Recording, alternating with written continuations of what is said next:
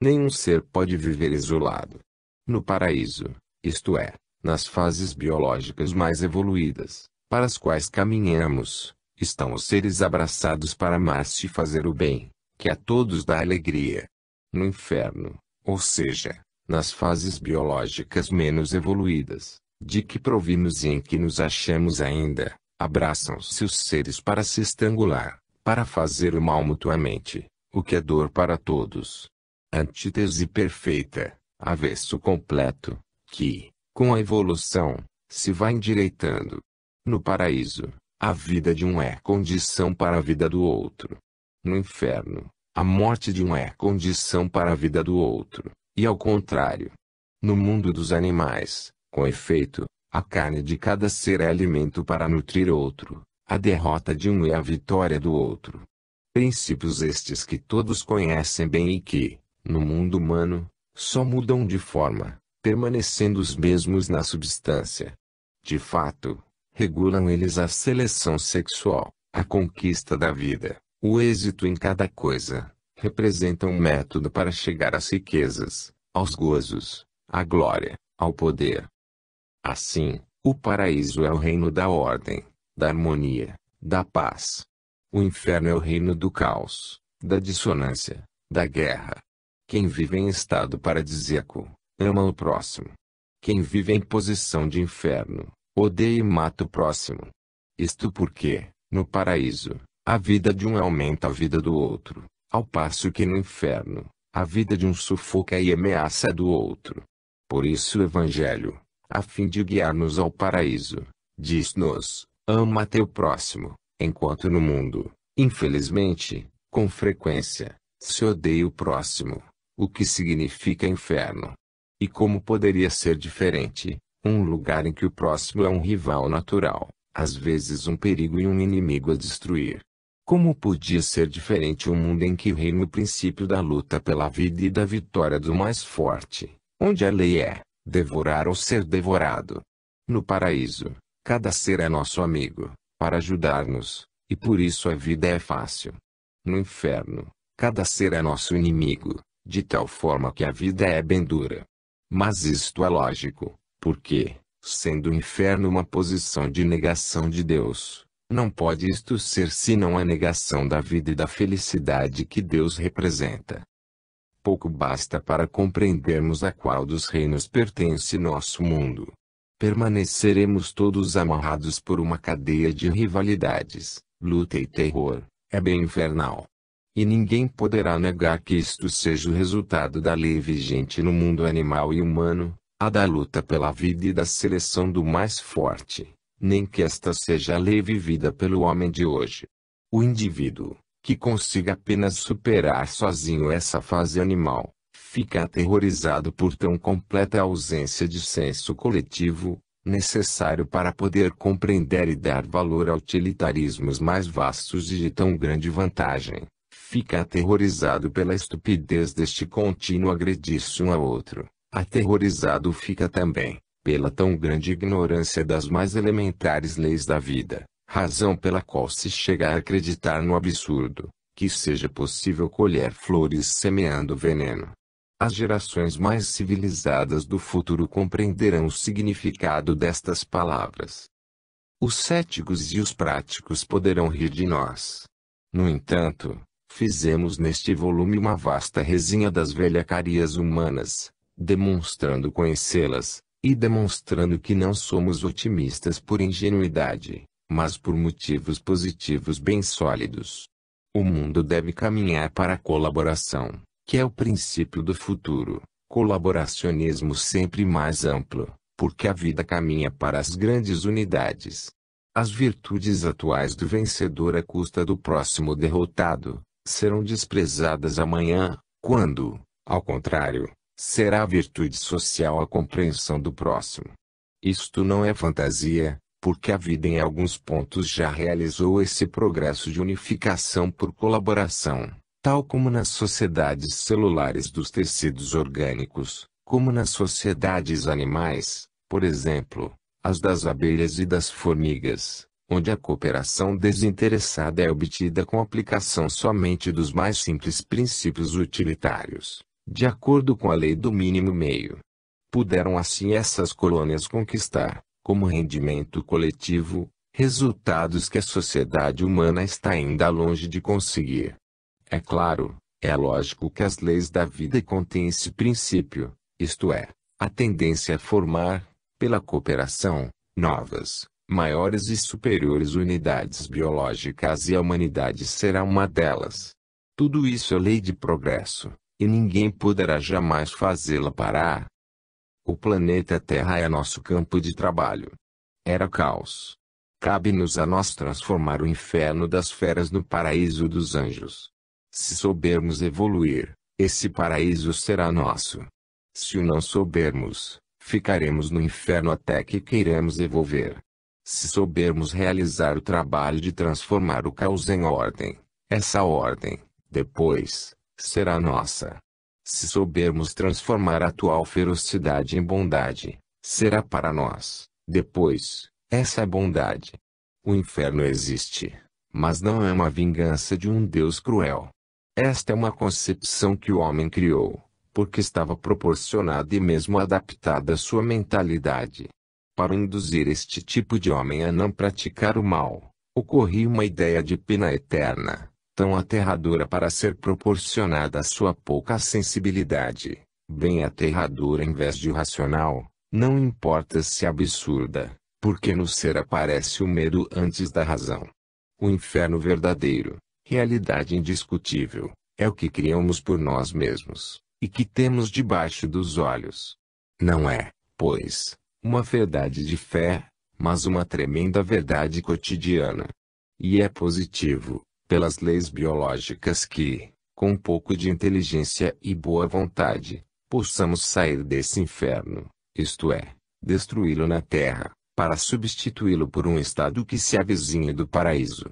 Um só é o grande problema: evoluir. Por mais que se queira atingi-la de civilização, é certo que a nota fundamental de nosso mundo é o espírito de domínio e de ferocidade, que persiste, por atavismo tenaz, em nossas formas de vida. Essa ferocidade, todavia, tanto mais se torna perceptível e salta aos olhos, quanto mais se vai o homem sensibilizando por evolução. Esse é o inimigo que está em nós e que em nós precisamos vencer. Tal é a lei satânica do caos, lei de luta, desordem e ódio. Mister é acordar de novo nosso evoluído, até sentirmos como, pelo contrário, a vida vibra de outras forças, que nos parecem não existir, só porque ainda não conseguimos percebê-las. Revelam elas, entre nós, a operante presença de Deus. Verifica-se, então, uma transformação milagrosa, e tudo muda. É isto possível, porque tudo o que conhecemos, se nos revela só em função de nossas capacidades perceptivas. Poderemos então compreender ser verdadeiras palavras tão estranhas como estas: a privação e a dor não são, em realidade, aquela derrota que parecem ser em nosso mundo de ferocidade. Mas se Deus, presente como bondade e amor, nos tira qualquer coisa e por isso nos deixa sofrer, é só para fazer-nos subir e depois dar-nos mais, em plano mais elevado, em forma de alegria maior. E isto é possível, porque a dor é a experiência que mais amadurece a alma e afina nossa sensibilidade, de forma que possa assim gozar vibrações que antes não podiam ser percebidas. Poderemos assim, pois, imergir-nos consciente na divina harmonia universal. Entraremos então no reino do paraíso, porque sentiremos o paraíso nascer dentro de nós. Dir-se-á, entretanto, como poderá dar-se a evolução, transformar-se o inferno em paraíso, como poderemos nós mesmos recolher o fruto de nossas fadigas? Afirma-se que viveremos em nossos filhos. Mas isto é sobreviver de modo genérico, sentimental e poético, ao passo que o homem, justamente utilitário e portanto calculador, quer um resultado concreto, próprio e individual. Um instintivo sentido de justiça exige, mesmo, que a cada particular fadiga corresponda a um proporcional resultado particular. O problema do paraíso, isto é, de nossa felicidade, Como todos os problemas humanos, é um problema individual, antes que seja um problema coletivo. A solução do segundo só pode ser a consequência da solução de muitos casos do primeiro. Recorre-se em nossos tempos, ao invés, a métodos e sistemas exteriores, que permanecendo no exterior da superfície e da forma, resultam inadequados, porque não penetram na substância. Inadequados, porque a solução da questão econômica, mesmo elevando o nível de vida, que é sem dúvida a grande coisa, não é suficiente para resolver o problema da felicidade, em que entram os fatores mais dispares. Podemos ser ricos, e faltarem-nos coisas indispensáveis e preciosas, como a inteligência, a vontade, a saúde, a bondade, os afetos, e assim por diante. O lado econômico é apenas um dos elementos do bem-estar, e a felicidade depende da cooperação de todos. E ninguém poderá, nesta nossa terra, em que não existem duas coisas iguais, impedir que existam diferenças entre um homem e outro. Mesmo se todos estivessem economicamente nivelados, disparidades intrínsecas da natureza de cada um, os colocariam de imediato em posições sociais diversas, segundo suas qualidades. Isto pertence às leis da vida, e ninguém poderá impedi-lo. Então, o problema da felicidade mais que econômico-social, se nos revela antes como um problema de destino individual. E até a posição econômica, seja herdada ou adquirida com o próprio trabalho, reduz-se então a uma questão de destino, isto é, de qualidades pessoais, conquistadas por nós mesmos no passado, ou seja, de merecimentos ou desmerecimentos próprios. Então, a repartição econômica no mundo aparece-nos, como uma consequência de uma justiça moral, de uma justiça mais alta, de Deus, segundo nossas obras, da qual sobrevêm todas as posições favoráveis ou contrárias, de satisfação ou privação na vida, em todos os campos, seja riqueza, como inteligência, saúde, afetos etc. Problemas que são completamente ignorados nos projetos humanos da justiça econômica, e todavia problemas reais. Limita-se o homem a ver que há ricos e pobres, e quiser remediar o desnível igualando-os. Mas saberá ele por que se formaram essas diferenças e por que mal suprimidas tendem logo a formar-se de novo? Porque um indivíduo se acha, por determinadas circunstâncias exteriores, em dada posição, e outro em outra. Do problema do destino já escrevemos bastante em outras obras, especialmente no fim do volume A Nova Civilização do Terceiro Milênio. Mas isto implica na solução também de outro problema, o da reencarnação. Indiretamente, essa solução foi admitida e suposta em sentido positivo em todo o desenvolvimento da nossa primeira obra, se bem que não fosse o problema tratado até aqui com explícita referência. Entretanto, iniciando esta nossa segunda obra, era necessário tratar de propósito e em particular de um assunto de tão grande importância. Fazemo-lo, pois, agora, especialmente porque depois de havermos navegado tão longamente pelos mares do conhecimento, só agora podemos dispor, a favor da tese reencarnacionista, de soluções já adquiridas em concomitantes problemas menores, de pontos fixos já demonstrados, ou seja, prontos já para serem utilizados até o fim. Fazemo-lo agora, já num estágio mais avançado, quando o leitor que percorreu o caminho dos volumes precedentes, pode ter assim alcançado conosco muitas conclusões de problemas mais particulares, que são necessárias para atingir esta, maior e mais complexa. Fazemo-lo agora, porque a reencarnação é também um problema social e nos explica como cada um de nós volta a esta terra, para colher o fruto, bom ou mau, de quanto precedentemente tenha querido semear de bom ou de mal. Em outros termos, a transformação do inferno em paraíso, na terra, é tornada possível e compreensível através do fenômeno da reencarnação. Façamos antes algumas observações de caráter geral. Na Europa, a teoria da reencarnação, penetrou vinda da Ásia que é professa, através da teosofia. Tendo em vista que apenas culta minoria dos estudiosos se interessa por esses problemas, ficando as massas indiferentes, o catolicismo não tomou posição de franco antagonismo contra tal teoria. Afirmam sacerdotes cultos que a questão ainda não foi definida nos concílios e é portanto opinável, isto é, sujeita a diversas opiniões. Outros pensam diversamente, conforme sejam por temperamento próprio levados a simpatizar ou detestar a teoria. Sendo este um problema de que poucos, relativamente, na Europa, se ocupam, e não sendo doutrina dominante de outra religião, o catolicismo não se preocupa, naquele continente, de condená-la expressamente. No indiferentismo geral em relação aos problemas religiosos, ainda que algum católico nela a creia, ninguém com isso se preocupa, uma vez que isto não lesa a ninguém interesses materiais, e que portanto não são levados a reclamar. Na América do Sul, e sobretudo no Brasil, interessam-se as massas por essa doutrina, dado que faz parte integrante do espiritismo de Allan Kardec aí difundido.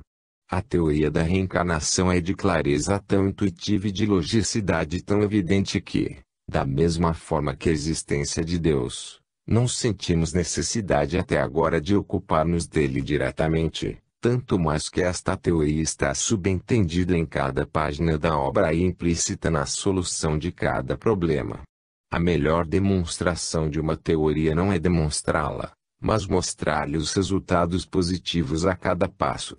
A melhor demonstração do fato de que temos pernas será o caminhar, sem recorrer a dissertações comprobatórias sobre a existência e uso das pernas. Alhures prometemos que daríamos provas decisivas desta matéria, e eis-nos a cumprir a nossa promessa.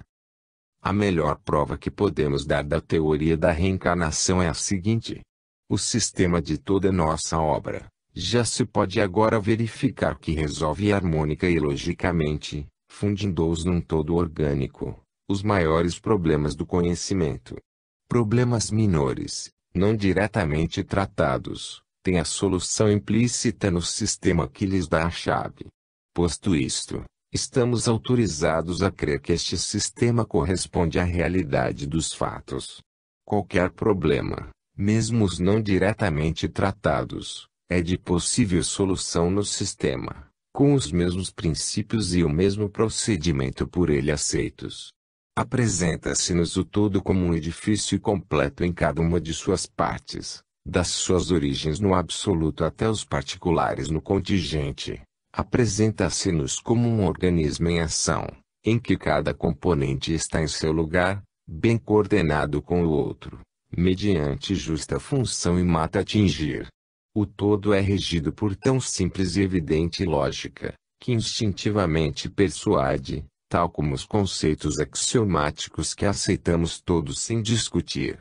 O todo é coligado e fundido num monismo absoluto, ou seja, é estritamente unitário, reduzível a uma fórmula única e constituído por um só organismo em que se coordenam todos os fenômenos mais díspares, desde os do mundo físico aos do mundo moral. Ora, ou esse sistema é verdadeiro, ou não é. Se é verdadeiro, temos a explicação racional de tudo. Se não é verdadeiro, recai tudo na confusão, na contradição, no mistério. Se não quisermos escolher este segundo caminho, temos que aceitar o primeiro. Posto isto, verificamos que a teoria da reencarnação, se bem que não demonstrada por nós até agora especificamente, dada sua evidência que fazia parecer supérfluo o trabalho, é o ponto-chave, a pedra angular de todo o edifício, que sem ela cairia.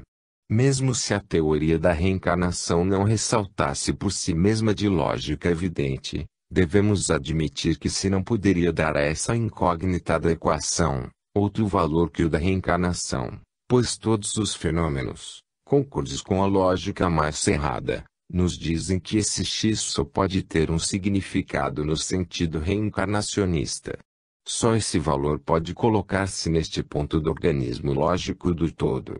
Com efeito temos dois casos, ou a incógnita se dá esse valor, e então continua tudo a ser logicamente explicado e resolvido até o fundo, sem resíduos, ou se lhe dá outro valor, e então, qualquer seja ele, tudo permanece insolúvel e incompreensível. Com isto não queremos diminuir a importância daquilo que foi maravilha no seu tempo, a teologia de São Tomás.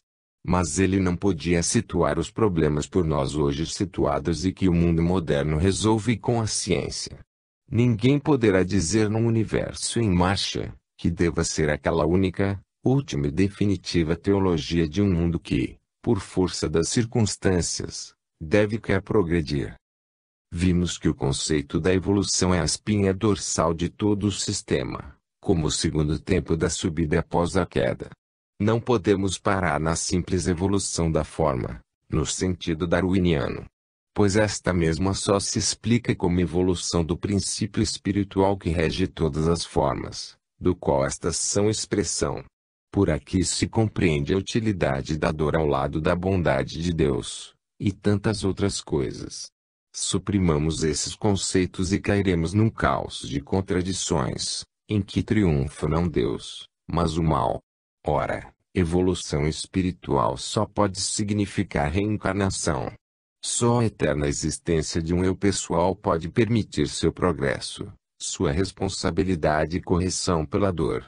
Fora desse ponto de vista, a estrutura orgânica do todo perde seu significado e a grande marca para a redenção em que tudo caminha, perde sua meta. A eterna existência de um eu pessoal é imposta ainda por sua intrínseca natureza divina, isto quer dizer reconhecê-la e respeitá-la, porque tudo o que é divino não pode ter princípio nem fim. O eu nascendo na Terra, representa desde os primeiros anos uma personalidade sua, já definida em seus pontos essenciais, que jamais poderão os anos modificar completamente. Se quisermos atribuir uma lógica injustiça ao fato, de que nascemos em posições e com qualidades tão diferentes, temos que admitir que isso é consequência de um passado próprio e individual que, em virtude do princípio universal de causa e efeito, nos acompanha em suas consequências. Se assim não fora, outra coisa não nos caberia, senão declarar esse fato como injustiça e recair nas trevas do mistério. Mesmo os animais nascem com instintos, como os homens com suas qualidades pessoais. Quem fez isto? Não. A obra de Deus Criador não pode ficar à mercê dos atos sexuais de tantos inconscientes, para fornecer almas quando estes mais agrade. Além disso, deve haver proporção entre causa e efeito. Então, não é possível que uma causa limitada no tempo, uma só vida, possa produzir um efeito de natureza limitado, eternidade. Essa causa só poderá produzir um efeito a ela proporcional, da mesma ordem, isto é, limitado por natureza. Ora, um pedaço de tempo e eternidade, ou seja, finito e infinito, são entidades de ordem diversa. A eternidade jamais se poderá conseguir somando números finitos, por maiores que sejam, de unidades limitadas de tempo. Ademais, se não quisermos negar a eternidade do espírito após a morte, temos que admitir em paralelo sua eternidade antes do nascimento. O universo é um organismo equilibrado. Não pode haver balança com prato de um só lado. Não pode existir um semicírculo sem um correspondente, inverso e complementar que o complete, que uma mesma quantidade seja avaliável, de um lado em termos de infinito e de outro em termos de finito, isto é, que possa não ter fim o que teve princípio. É um desequilíbrio inadmissível, um absurdo lógico e matemático. O universo é todo lógico. Não se pode ser eterno só de um lado, isto é, só no futuro. Se quisermos admitir a sobrevivência da alma, é mister situar a vida humana entre duas entidades da mesma natureza, entre duas entidades equivalentes, uma no passado e a outra no futuro. Como uma linha, limitada de um lado e ilimitada de outro, é somente uma parte ou seção da linha que só é completa se concebida como ilimitada e infinita de ambos os lados, assim a existência do espírito no tempo, limitada de um lado, pelo nada do qual teria nascido, e eterna do outro, é apenas uma parte ou seção de toda a vida do espírito, que só é completa, se concebida como eterna dos dois lados, passado e futuro, infinito negativo e infinito positivo.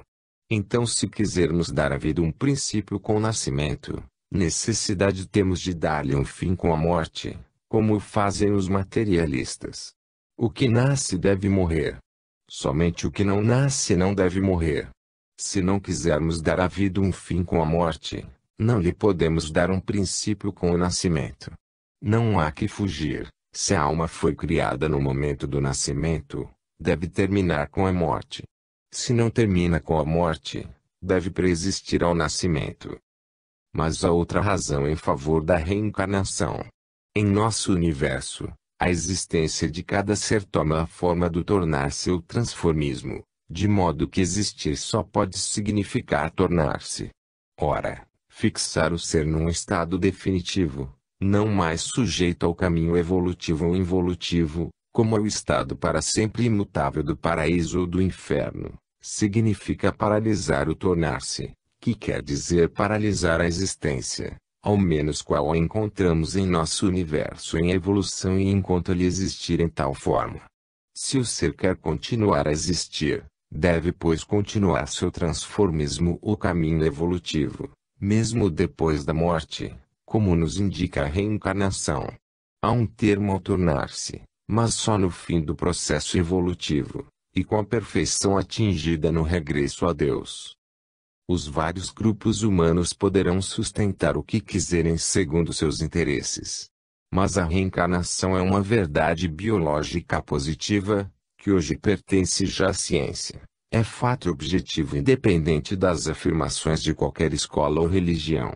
A essa doutrina se refere o próprio Evangelho, que sem ela seria incompreensível em vários pontos. Procuremos encarar o problema mais de perto, em seus pormenores. Não basta, às vezes, que verdadeira seja uma teoria para que se possa apresentá-la a todos. Pode-se então assistir, nos países reencarnacionistas, ao triste espetáculo da caça ao próprio passado, feita como um jogo, por leviandade e curiosidade vã, só para saber quais foram as próprias encarnações anteriores. Afirmar a teoria como princípio, significa sustentar uma verdade. Abandonar-se a uma pesquisa de adivinhos, na qual pode-se esconder orgulho e dominar a fantasia, é, pelo contrário, mais condizente a desacreditar que confirmar a teoria da reencarnação. Muitos, com efeito, pretendem rever-se de preferência não nos comuns desconhecidos, mas em personagens históricas, o que é pouco provável, pois estes representam muito poucos lugares vagos em relação ao número de pretendentes. Verifica-se o caso de várias pessoas vivas afirmarem ter sido a mesma personagem do passado. E tudo isso é feito sem possibilidade de controle, mas é elementar e mesmo regra de honestidade, que se não tem o direito de fazer nenhuma afirmação gratuitamente, isto é, quando não possam aduzir provas tanto para os outros como para si mesmos. Assim, o povo simples e fantasioso, ainda que sem malícia e certamente de boa fé, pode construir lendas destituídas de qualquer fundamento e só à base de vagos indícios, hipóteses e elementos incontroláveis. A teoria da reencarnação é uma coisa séria e não deve ser usada para satisfazer vã curiosidade.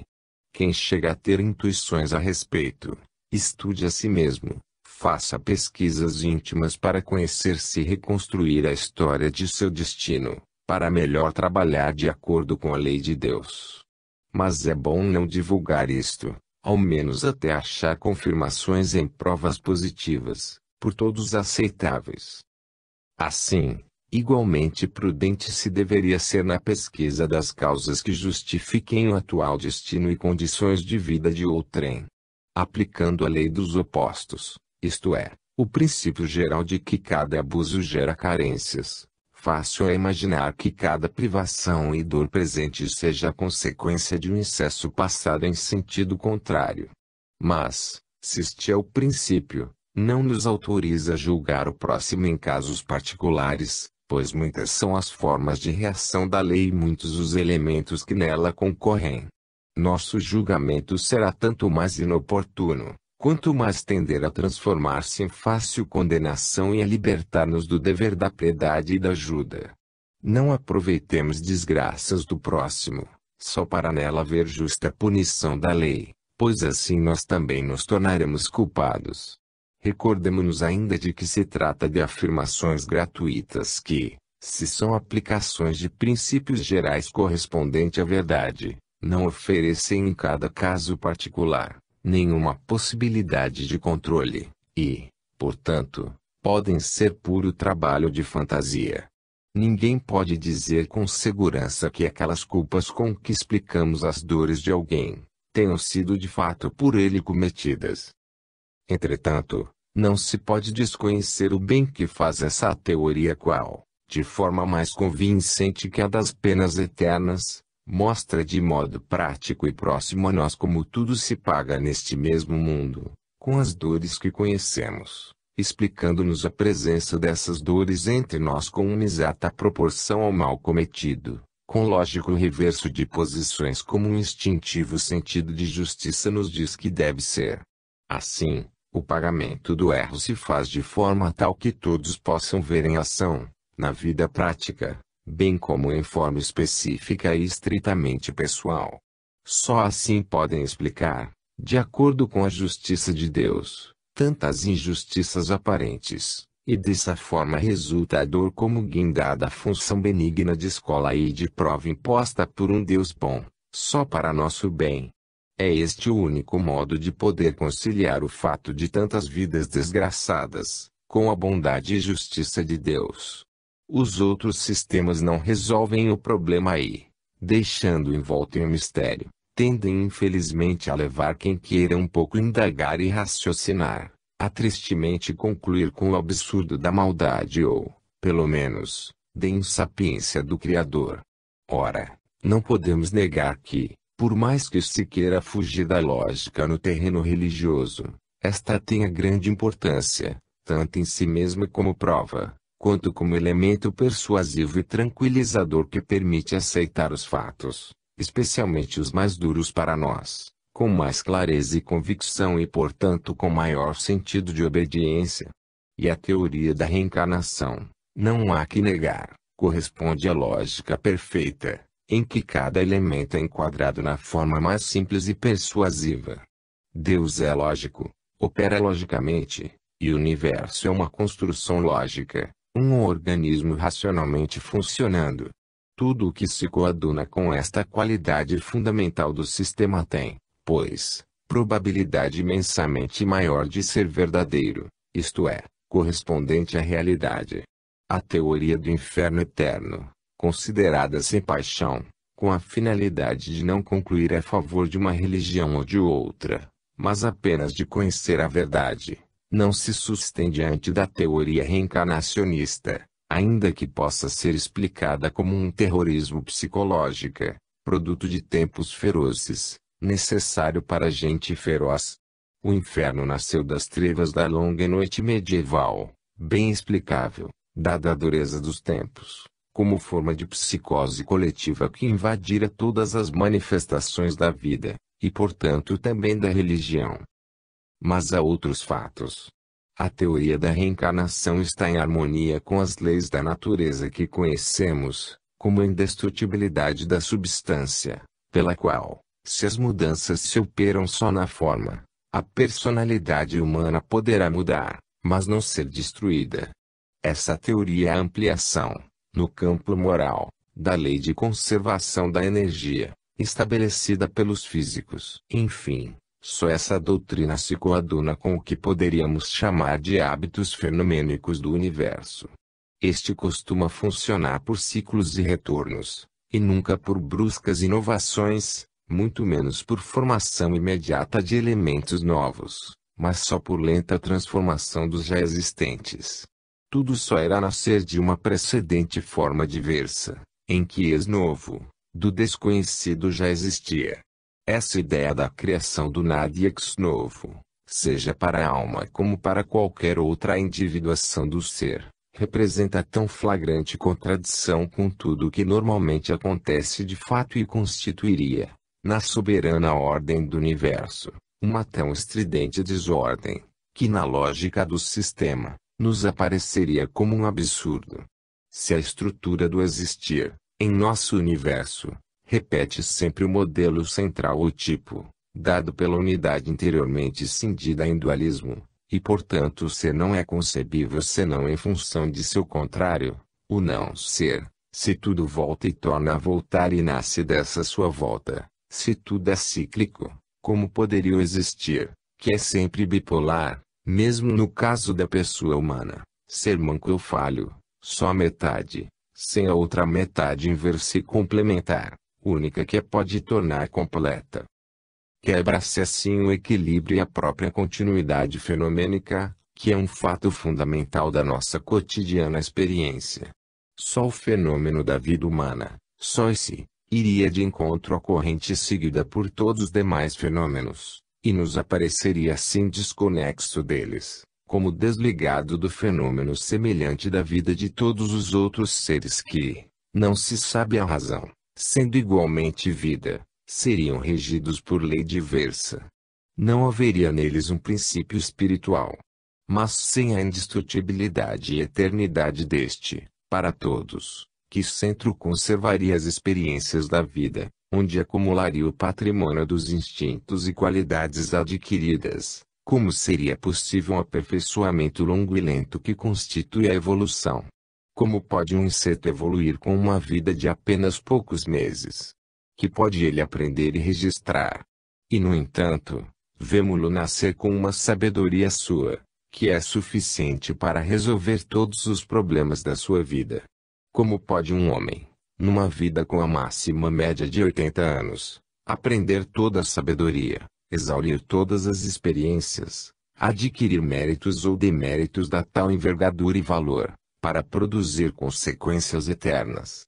Mas o nosso universo é um organismo de impulsos e movimentos proporcionados. Uma causa tão minúscula não pode produzir efeitos tão gigantescos. Um átomo de vida vivida, muitas vezes sem compreensão alguma, pode produzir consequências irreparáveis e definitivas. Em outros termos, não há unidade de medida que, ao mesmo tempo, possa servir para medir o finito e o infinito. Como se vê, se abolirmos a teoria da reencarnação, demoliremos todo o sistema construtivo da evolução, e tudo ruim no absurdo, ao invés de formar um organismo lógico. Como Einstein pôde só com processos de lógica matemática, atingir conclusões que depois a observação e a experiência confirmaram, assim podemos apenas pelos processos da lógica e do raciocínio, chegar a demonstrar uma verdade da teoria da reencarnação, à espera que a observação e a experiência confirmem nossas conclusões, mesmo se hoje não for isto possível faltando à ciência meios positivos para dominar e penetrar tais fenômenos. Entretanto, acontece um fato importante: a teoria da reencarnação sai do terreno empírico das religiões e da fé, para entrar no positivo da ciência. A demonstração racional é o primeiro passo, o controle experimental será o segundo. Por controle experimental, entendemos métodos de observação positiva, cientificamente exatos, submetidos a controle severo, apenas possíveis quando as ciências psicológicas e sobretudo das radiações estiverem mais desenvolvidas. Aqui podemos apenas dar o primeiro passo, mas este é suficiente para indicar em que direção deverá dar-se o segundo.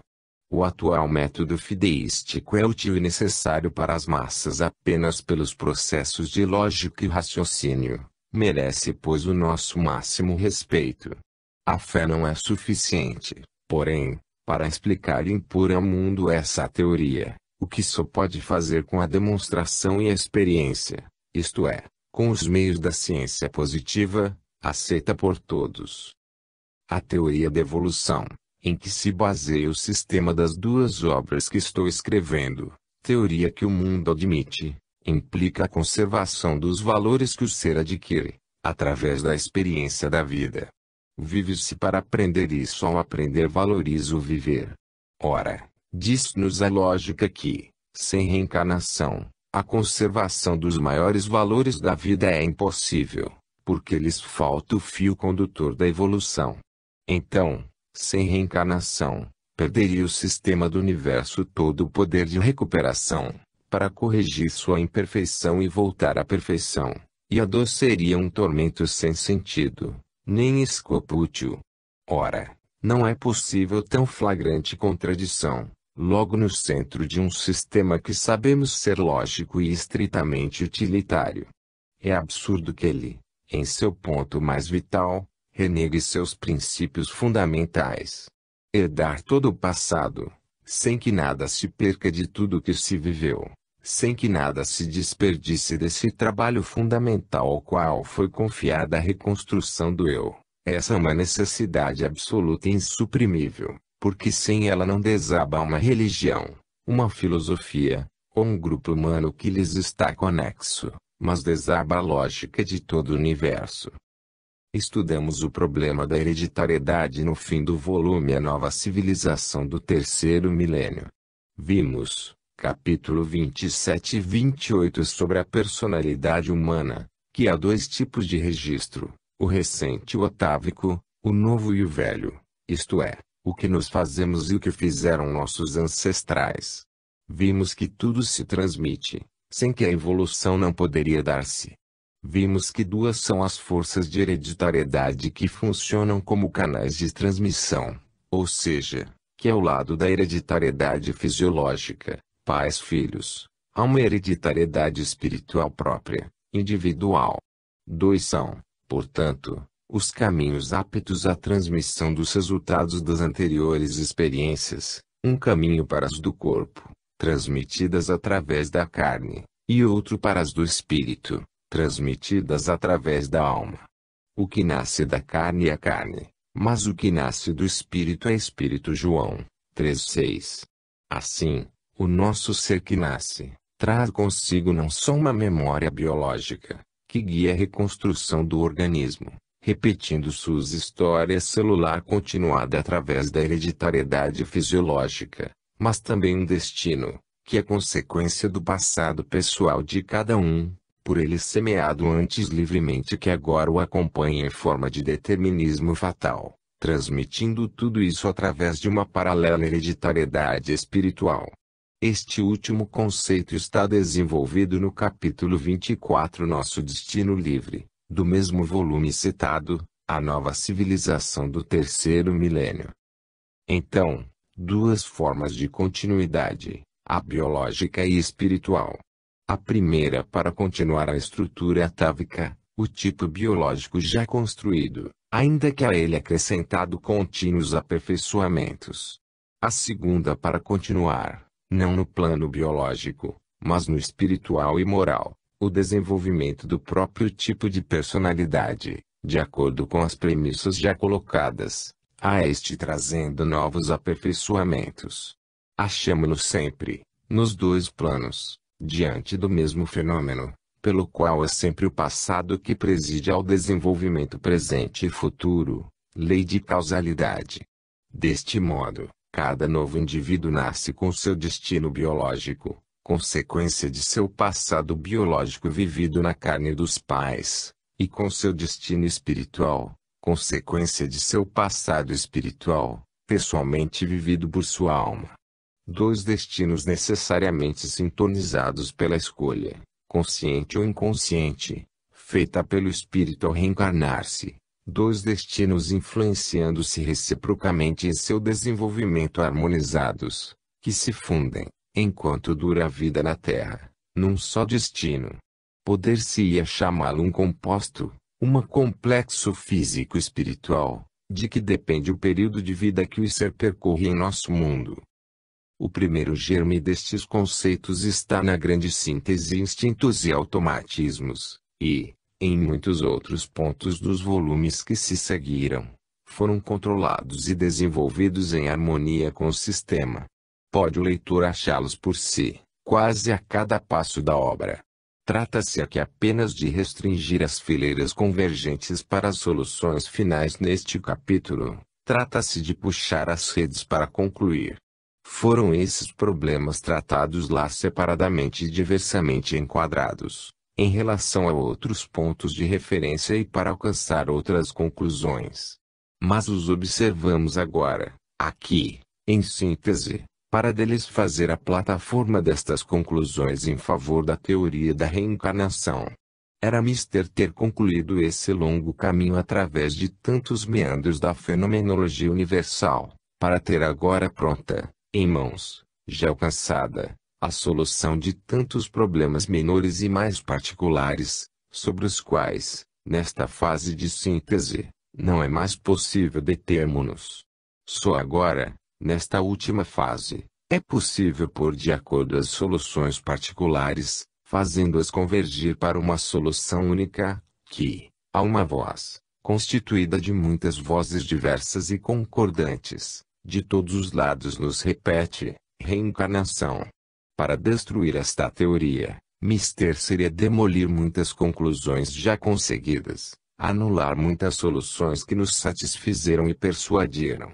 Trabalho longo, mas só assim podemos chegar às afirmações definitivas, bem como couraçados por observações, experiência, soluções e conclusões, apoiadas em sólidas bases que difícil será abalar, porque seria preciso destruir um sistema completo, que se demonstrou lógico e satisfatório, porque resolve sem deixar resíduos os fundamentais problemas do conhecimento. Aqui, a reencarnação não é apresentada como fenômeno isolado que se propõe e se resolve desligado e independente dos outros. Esta teoria aqui se apresenta, não avulsa, mas em conexão com toda a fenomenologia universal, não como coisa a per si, mas como pedra incrustada no edifício do universo, o qual sem ela ruiria, não como um corpo separado funcionando por si, mas como um órgão tão vital, que sem ele o grande organismo do todo não pode funcionar. Mas focalizemos de novo, em particular, o problema da reencarnação. Só esta teoria nos deixa aberto o canal de transmissão dos resultados da experiência da vida. Totalmente insuficiente a hereditariedade fisiológica para os filhos que nascem, sobretudo quando os pais são ainda jovens, e portanto possuem quantidade mínima de experiência a transmitir. Para que pudesse ser transmitida aos filhos, ao menos a maior parte dela, seria indispensável que os pais gerassem em avançada idade, quase no fim de suas vidas. Ao contrário, a reprodução é confiada aos jovens, mais aptos materialmente, e menos maduros espiritualmente. A hereditariedade fisiológica não pode, pois, ser o caminho para a transmissão das qualidades intelectuais e morais que são as mais importantes. Deve então haver outro caminho que não possibilita a perda de nenhuma experiência. Outra objeção surge.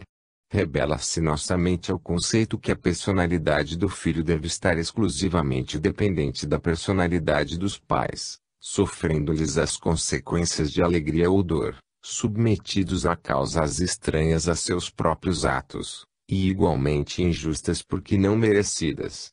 Que um fato de tal monta, com cargo de responsabilidades e consequências como um destino de alegrias e dores, deva depender do capricho de dois seres que geram quando querem, que um fato tão vital e importante tenha que derivar da vontade às vezes de inconscientes, que o próprio Deus deva permanecer à disposição destes para realizar a criação de uma alma adequada, no momento por eles escolhido. Tudo isto representa tal contradição e absurdo na ordem do universo, que se torna inconcebível, para quem dele tenha compreendido um pouco o perfeito funcionamento.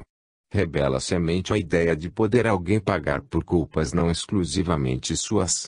Revolta-se totalmente o senso instintivo de justiça se tiver que admitir que o nascer em determinado ambiente, receber nele determinada educação, ter de assumir o tipo biológico e a carne, sadia ou enferma dos pais, com os instintos anexos, bons ou maus, o ter de herdar condições de vida em que se baseará o nosso destino, Revolta-nos a alma a ter que admitir que tudo isso seja devido ao acaso, e esteja na dependência da escolha sexual e do capricho dos pais, isto é, nas condições produzidas por outros e não estritamente nossas, pessoais. Não podemos acreditar nisto. O admiti-lo nos choca e ofende, porque de tudo isto pode resultar uma existência de alegria ou de dor, que nos pode tornar satisfeitos ou fazermos odiar a vida até ao desespero. Não se pode ficar agnóstico e indiferente diante da primeira fonte de nosso destino.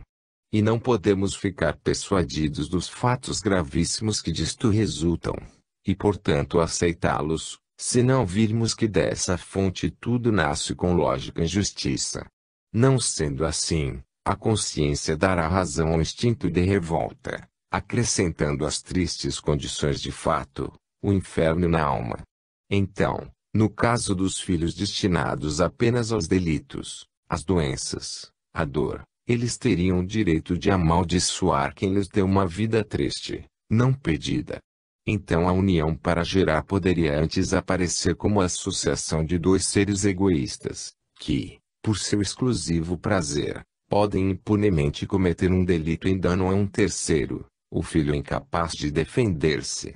E a lógica dos fatos autorizaria esta maldição a dirigir-se até Deus, pois que ninguém saberia justificá-lo pelo fato de uma criação de almas tão diferentes e em tão diversas condições, quando a justiça exigiria que almas novas fossem criadas todas iguais e ao menos assim o fosse ao nascer.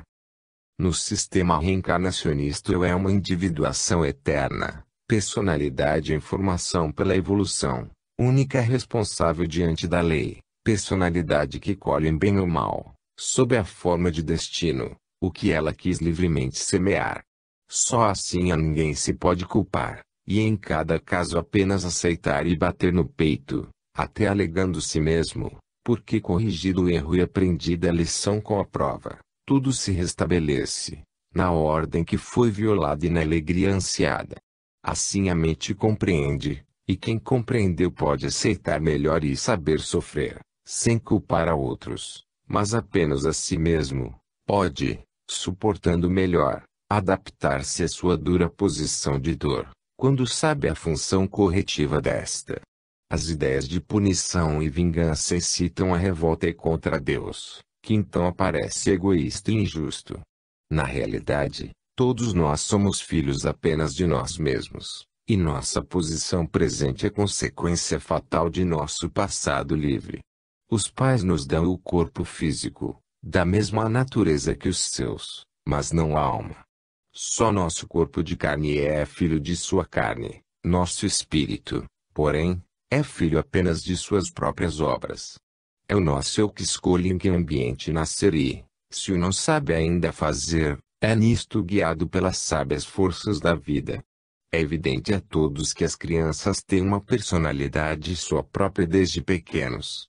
Esta, desde o início, é bem definida, de modo que a seguir, mesmo delineando-se melhor nos particulares, continua idêntica e irremovível em suas notas fundamentais. É assim que o gênio não se transmite, porque não é filho dos pais. É assim que entre irmãos, se há semelhanças exteriores, as personalidades são inconfundíveis, e com frequência são diferentíssimas. E se há afinidade entre pais e filhos, esta é dada pelo corpo, resulta do ambiente comum, mas sobretudo da necessidade de que as almas sejam afins, para que uma possa avizinhar-se tanto da outra, que chegue a vestir-se com a mesma carne. Para revestir-se com uma carne da mesma natureza, é necessária uma sintonização espiritual. Assim se explica também, ainda que isto nem sempre se verifique, certa nota espiritual semelhante entre pais e filhos. As observações em favor da tese reencarnacionista são muitas, porque com ela tudo se explica, sem ela se confunde tudo. Se só houvesse o canal da hereditariedade fisiológica, depois de passada a época da reprodução, que significado experimental teria a vida no sentido de evolução? Nenhum. Seria tempo perdido. Aprender-se uma lição toda terrestre, em função da vida física, para usufruir um ócio eterno num mundo espiritual, sem corpo e sem a nossa matéria, em um ambiente em que não se compreende como poderiam ser utilizadas essas qualidades. Como pode uma experiência todo material servir de escola a fim de preparar-se para uma vida totalmente espiritual? Quando somos jovens temos força, mas não a experiência. Quando somos velhos, temos a experiência, mas a força e a vida desaparecem. É verdade que os jovens, vivendo, usam a força para transformá-la em experiência. Mas essa experiência não é usada na Terra, porque sobrevém a morte. Não se transmite aos filhos porque nascidos há muito tempo, e, nos ambientes não terrestres, é de uso difícil. Para que serviria então este conhecimento terreno específico, se não se regressasse à Terra, onde somente aí, pode ele ser usado? E com efeito vemos nascerem pessoas com qualidades inatas, atitudes instintivas de caráter nitidamente humano, que só podem explicar-se como resultado de um trabalho terreno precedente de construção.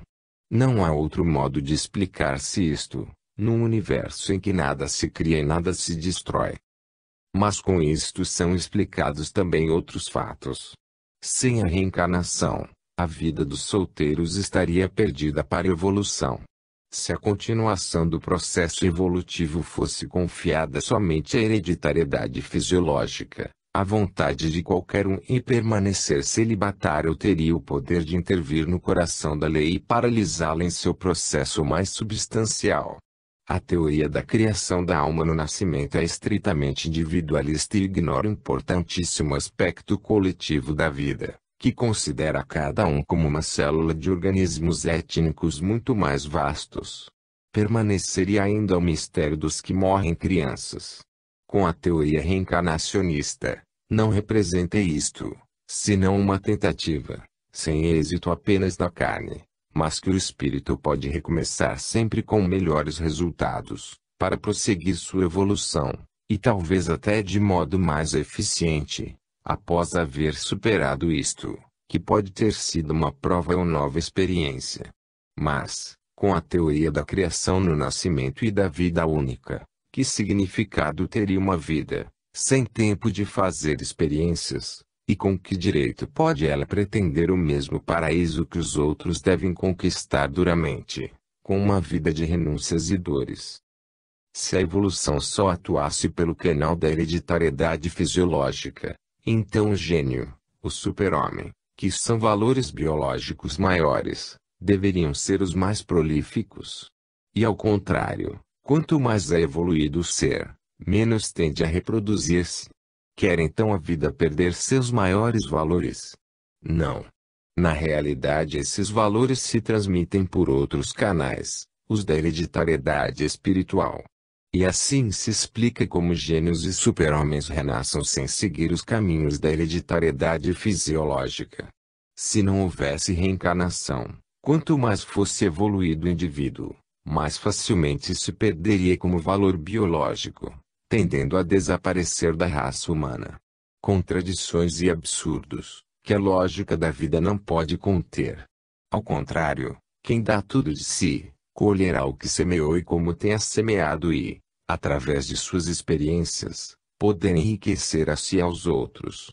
Nosso planeta é o terreno que devemos cultivar, e conforme queiramos fazê-lo um deserto ou um jardim, aqui morreremos dilacerados ou repousaremos felizes, como resultado daquilo que quisemos fazer.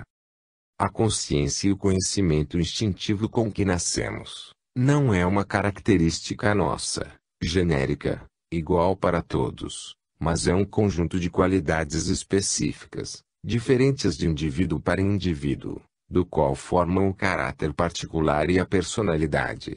Essas qualidades, pelo fato de se apresentarem aptas e proporcionadas ao ambiente terrestre, onde deve justamente usá-las o homem, demonstram um conhecimento específico das condições deste ambiente.